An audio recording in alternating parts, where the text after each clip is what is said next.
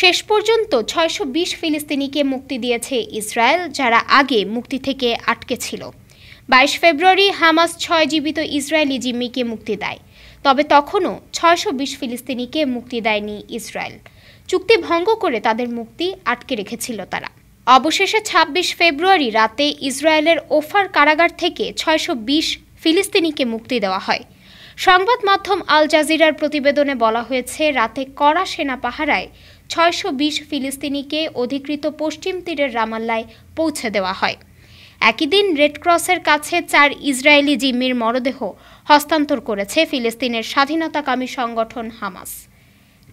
সেদিন হামাস রেডক্রসের কাছে ৪ ইসরায়েলি জিম্মির মরদেহ হস্তান্তর করে, যেগুলোর শনাক্তকরণের প্রক্রিয়া চলছে।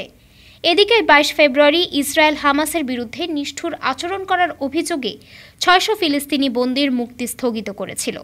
তবে মধ্যস্থতাকারী দেশগুলোর উদ্যোগে চুক্তির অচল অবস্থা কাটে।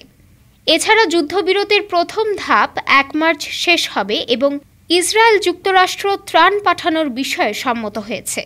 জাতিসংঘ গাজায় ইসরায়েলের সামরিক অভিযানের তীব্র নিন্দা করেছে।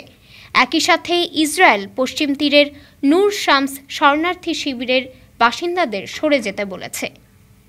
ডেস্ক রিপোর্ট, আজ বার্তা, ঢাকা।